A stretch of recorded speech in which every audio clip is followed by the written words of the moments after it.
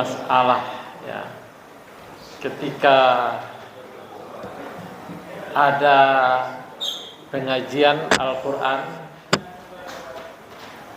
lalu ada orang masuk melaksanakan ibadah sholat, ya agak dikode sedikit pembaca Quran supaya ya melembutkan atau mensirkan suaranya.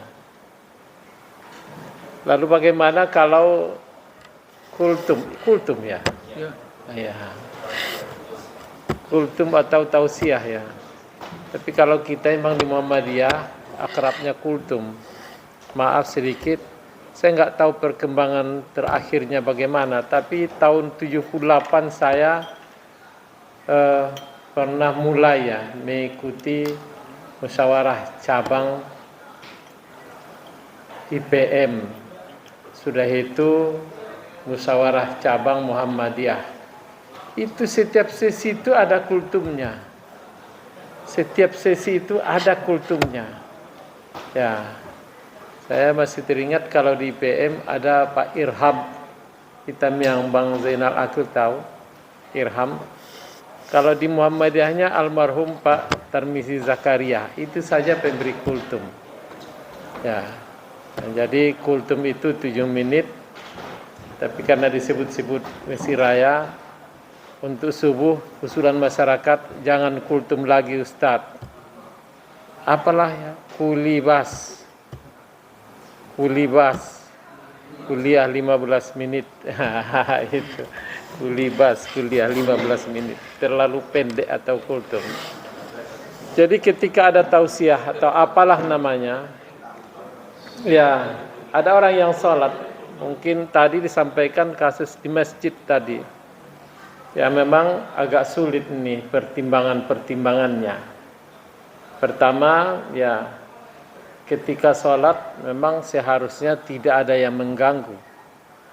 Kalaulah bacaan Quran juga dianggap mengganggu, tentu apalagi kultum.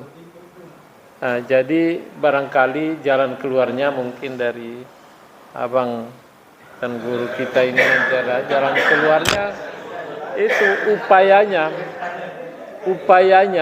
dan ini kan nggak ada terjadi di zaman Nabi yang kultum ini kan.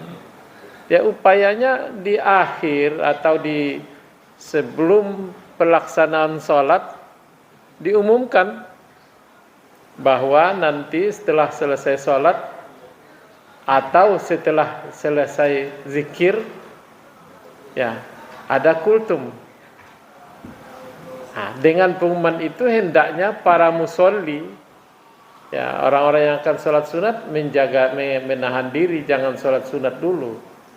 Ya sebenarnya orang yang memberi kultum itu terganggu juga tuh. Kalau saya pemberi kultum terganggu juga saya sholat di situ kan, ya terganggu juga. Itu satu. Yang kedua, kalau sudah bisa dimanage sedemikian rupa, memang ada khusus ruangan sebelah kalau mau sholat sunat hendak mendengar kultum, ya di sebelah. Tapi kalau sudah bisa kita memanage seperti itu, cuma barangkali untuk sementara, ya kan hanya kultum, hanya katakanlah paling lama 10 menit. Ya kita mintalah, kita harapkan bersabar orang yang mau sholat sunat tersebut. Kalau sholat wajib, ya kalau sholat wajib ketika dia masbuk, tentu bersabar pula lah pemberi kultum. Ya selesai dia menyelesaikan sholatnya. Atau ya kalau dia akan memulai sholatnya, di silat tadi kalau bisa sudah ada manajemennya, kita sediakan waktu khusus untuk sholat yang tidak sholat berjamaah, ya ketika yang ramai-ramainya itu. Ya saya kira itu ya upayanya. Nah, lalu tugas kita mubalik, kalau umpamanya setuju jalan yang itu, ya bagaimana mensosialisasikannya bil hikmah wal mau'izatil hasanah yang disebutkan oleh oleh karena yang kultum itu kan belajar juga tuh. Ya, walaupun namanya kultum, tapi pointer-pointer yang dapat dari kultum itu kadang-kadang sangat luar biasa ya. Ganti materinya kayaknya. Ya. Sangat luar biasa yang dapat dari situ, walaupun sedikit. Ya, pentingnya menuntut ilmu sama-sama kita ketahui. Ya, umpamanya yarfa'illahu allazina amanu minkum wallazina utul ilma, itu darajatnya itu tidak tanggung. Jamak lagi. Ya, jamak muannas lagi. Kita istilahkan muannas salim itu muannas itu dari jamak perempuan lagi. Yang banyak memberikan berbagai hal. Kan banyak, perempuan banyak memberi, lebih banyak dia memberi dari kita. Ketika ada di Quran nisaukum harsul lakum, iya, kebun kasih uang 100.000, datang hasil-hasil kebun ke kita. Iya, dengan dagingnya ada juga, ayamnya ada, bawangnya ada, kelapanya ada. Ya. Dengan itu diungkap dengan darajat. Dengan darajat, iya. Itu sebenarnya termasuk yang belum saya dengar dari abang kita dulu, tapi yang lainnya banyak yang saya dengar, tapi yang itu belum. Apakah setuju beliau? Wallahu a'lam itu. Ya. Ini menarik sedikit. Ketika kita masuk ke dalam masjid, akan dilarang duduk dulu sebelum sholat duha. Ya. Nah, kita akan masuk waktu kan masuk ke masjid. Ya. Harusnya kan memang sholat duha. Orang ada yang begitu, apakah tidak mengganggu orang yang Ya. Pertama, sudah. Pertama kita apa dulu? Kata seharusnya tadi apa artinya itu? Wajib. Ya, jadi dulu kata Nabi. ya sebaiknya. Jangan katakanlah sebaiknya. Karena begini, kata harus itu waktu saya tahun 70 mulai belajar kelas 5 SD belajar fikih. Kebetulan dengan ayah sendiri di rumah, itu mubah itu artinya harus. Mubah artinya harus. Sehingga ketika datang dia, saya sudah menikah istri baru melahirkan, dia datang ke sini katanya di tahun 88, apa bisa dibelikan buku khutbah untuk dibawa ke kampung. Saya belikan, dibacanya pengantarnya itu. Terkejut dia. Antara lain yang disebutkan di situ, seorang khatib harus suci dari najis. Kok harus katanya? Karena ini mesti katanya. Ya, terpaksa saya waktu itu saya baru kalau itu kan ke Syariah Muhammadiyah. Termasuk buku yang pertama saya beli, Kamus Mahmud Yunus. Yang kedua Kamus Bahasa Indonesia W.J. Purwadarminta. 11.000 waktu itu tuh. Saya buka kamus itu di depan ayah saya. Harus itu sastra lama boleh. Sastra lama rupanya dibuatnya tanda seperti bendera di situ kan. Jadi ya ini harus ini ya dulu ya mubah. Sekarang harus ini arti dari wajib. Jadi tadi itu tidak seharusnya dianjurkan. Memang kata hadis Nabi, ya ketika salah seorang kaum masuk masjid, la yajlis ahadukum hatta yusalliya iza dakhala ahadukum. Banyak redaksinya ya. Ya, iza dakhala masjid fala yajlisanna hatta yusalla rak'atain. Satu.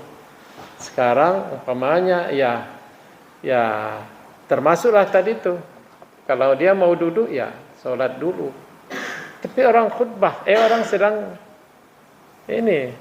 sedang kultum. Itulah cari tempat yang lain yang tidak terganggu orang yang kultum itu, dan tidak itu seharusnya begitu. Ya. Jadi memang soal masuk ke masjid ini Ya, ada hadisnya begitu, ya, dan banyak juga pembahasan tentang itu gitu. Ya, saya kira atau ada kita lihat. Ya. Terima kasih. Jadi ini barangkali agak menarik juga ya masalah kalau kan terganggu ini. Satu sisi kan kalau yang sholat terganggu karena betul. Di sisi lain betul terganggu mengganggu orang yang sholat. Tapi kalau kita apakah menyangkut dengan masalah kan ada di zaman Rasul orang yang masuk ke dalam masjid padahal mereka sudah khutbah. Kalau memang terganggu orang yang berbicara tadi atau mereka kultur, kenapa Anda gitu, saya sudah paham. Mudah-mudahan tidak salah paham. Ini itu makanya kita bukan pertanyaan yang tadi, tapi masalah. Ini sudah mulai ada pemecahannya. Ya, ada ilahnya. Ketika seorang Arabi masuk masjid, ketika dan Nabi sedang berkhutbah, rupanya dia duduk langsung kan ya. Fulan berdiri, kendiri. Kalau enggak sebentar. Kalau enggak saya turun dari mimbar ini. Ini nampaknya merupakan pengecualian. Sedang berkhutbah saja. Ya, sedang berkhutbah saja masuk masjid disuruh untuk sholat. Tentu apalagi kultum ya. Apalagi kultum. Khutbah itu ya ya kan memang berbagai ada juga ya ragam pendapatnya, tapi yang mayoritas kita dengar itu kan tergantung kepada sah tidaknya sholat Jumat. Ya, sah tidaknya sholat Jumat. Sedang dia berkhutbah seperti itu, ya maka disuruh juga ya orang yang masuk masjid itu ya sholat dulu. Kalau enggak saya turun dari ya mimbar ini gitu kan. Bang, izin sedikit Bang. Ya. Ini besok karena acara kita di sini, jadi ruangan ini mau disterilkan. Jadi diskusinya di masjid atau besok tempat al-waqaf. Ya. Jadi mungkin karena ada arahan dari panitia. Nah, ini hebatnya ini gitu kan. Ya, terakhir yang sedikit.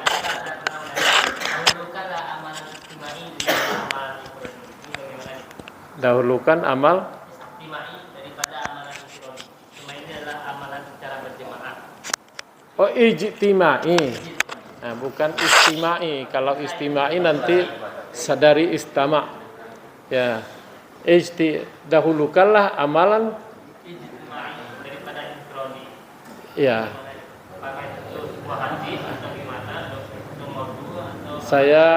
Saya belum, ini baru saya mendengar istilah itu. Mungkin kan ya begitu dahulukan jamaah ya. Jadi maksudnya kalau kita hubungkan dengan ini yang kultum itu ijtimai ya, yang sholat itu infori, jadi tidak usah sholat lagi ya, berarti didengar saja, tidak usah sholat. Jadi sebenarnya bisa kalau itu dapat, tapi ada jalan keluar yang lain, sholat yang ke sana, sholat ke sana. Nah, jadi sehingga terpakai juga kedua-duanya.